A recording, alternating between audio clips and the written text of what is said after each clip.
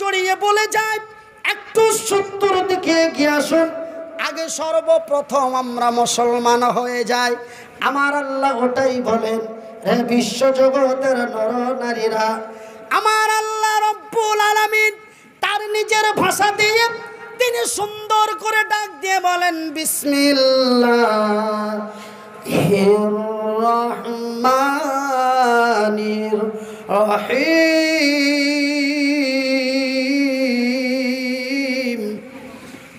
ইয়া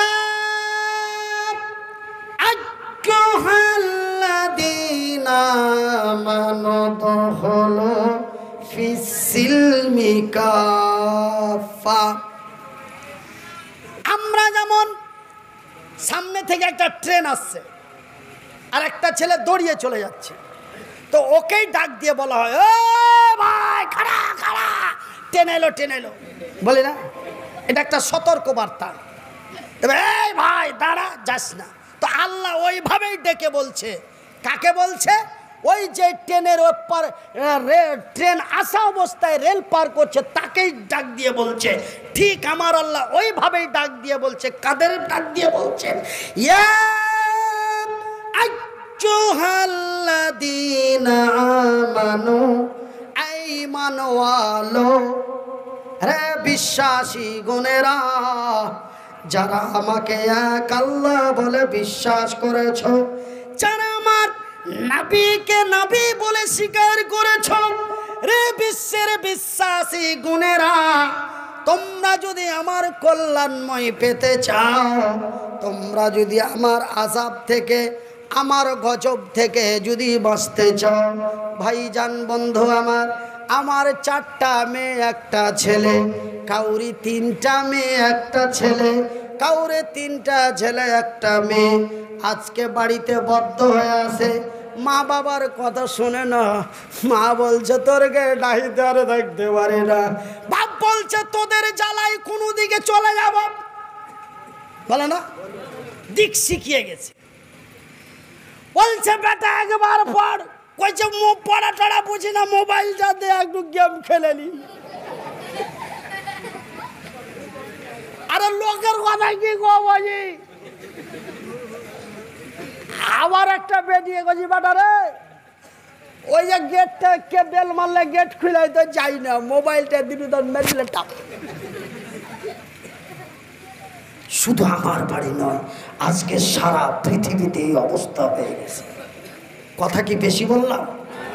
বেশি বলছি? বাড়তি হচ্ছে কথা।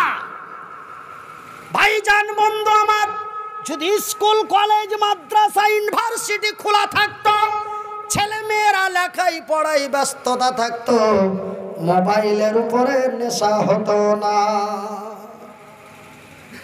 ভাইজান সকাল থেকে সন্ধ্যা যদি খেতে না দাও, মোবাইলটা যদি শুধু তারা হাতে ধরিয়ে দাও, কোনো টেনশন নাই, মোবাইলই মাশাআল্লাহ। কথা বলেন, এটাও এক ধরনের আল্লাহর আযাব। জ্বালা যন্ত্রণা সহ্য না করতে পেরে মা বলছে তোদের ডাহিতে মারা যাব, বাপ বলছে তোদের জ্বালাই কোনো জায়গায় চলে যাব, আর সইতে পারি না। এটা এক ধরনের আল্লাহর আযাব। বলে ধন ধন ধন বাড়িতে ফুলের বন, ধন ধন ধন বাড়িতে ফুলের বন, এই ধন যার না আছে তার কিসের জীবন? বাড়িতে যদি সন্তান সন্ততি না থাকে, যারা বাঞ্ঝা, যারা বাঞ্ঝি, তাদের জিজ্ঞাসা কর এক সন্তানের মূল্য কি? কথা ঠিক না বলে? এই জন্য কবি বলেন ধন ধন ধন বাড়িতে ফুলের বন, এই ধন যার না আছে তার কিসের জীবন? কিন্তু এমন ধনের জ্বালা হলো, বাপ বলে তোদের ছেড়ে চলে যাও। ই এক আল্লাহর আযাব, ই এক আল্লাহর কসম। ভাইজান আমার আল্লাহ রাব্বুল আলামিন তার পবিত্র কোরআনে তিনি সুন্দর ভাষায় বলেন, রে বিশ্ব জগতের নর নারীরা, রে আমার বান্দা এবং বান্দিরা, তোমরা যদি আমার কল্যাণময় বিজয় হতে চাও, তোমরা যদি আমার জমিনে শান্তিময় বিজয় করতে চাও, তোমরা যদি আমার জমিনে শান্তিতে বসবাস করতে চাও, মৃত্যুর পরে যদি আমার জান্নাতে যেতে চাও, তবে তোমরা পুরোপুরি ইসলামের মধ্যে দাখিল হয়ে যাও। কেন জানো রে? মহতিপুর মুমিন পাড়ার লোকেরা, শয়তান তোমাদের প্রকাশ্য দুশমন, শয়তান তোমাদের প্রকাশ্য শত্রু। এই শয়তান যে কোনো মুহূর্তে সুযোগ পেলেই তোমাদের অকল্যাণ করে দেবে। সেহেতু তোমরা যদি কল্যাণময় হতে চাও, তবে আমি আল্লাহ বলি শয়তান থেকে দূরে হয়ে যাও। একবার জাগো, জাগরে জাগো দেশের গাফিল মুসলমান, একবার জাগো। আর কত ঘুমাবেন? একবার জাগো, জাগরে জাগো দেশের মুমিন মুসলমান, একবার জাগো। আর ঘুমায় না সোনা, আর ঘুমায় না, একবার জাগো।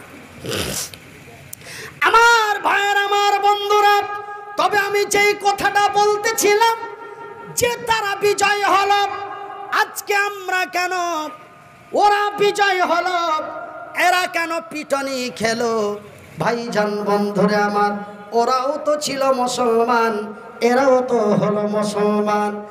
ভাই গো আমার আব্বা জানেরা, ওরা বিজয়ের জন্য, ওরা কল্যাণের জন্য বিশ্বকে দিয়েছে ইতিহাস।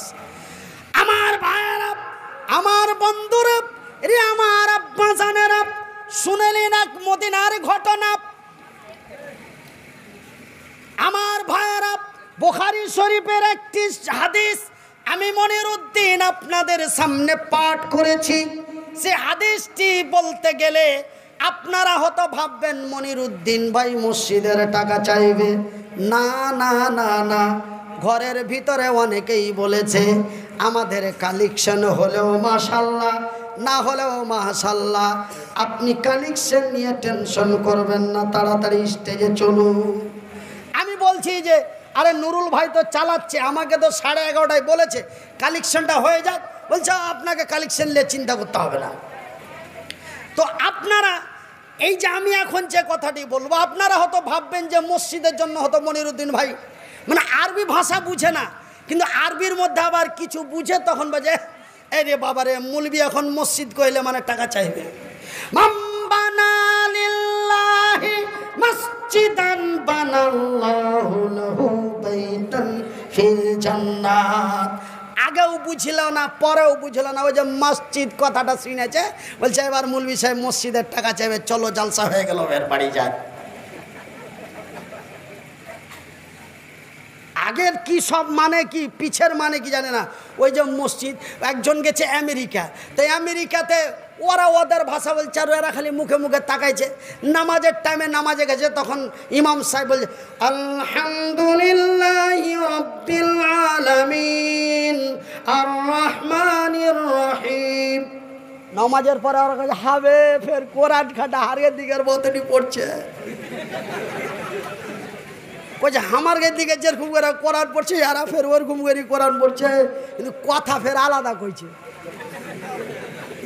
মানে ওরও মানে বুঝে না, ওই শব্দটা এদিকেও শুনছে, ওইটাও শুনেছে, তখন কইছে হারগে মতন কোরআন পড়ছে।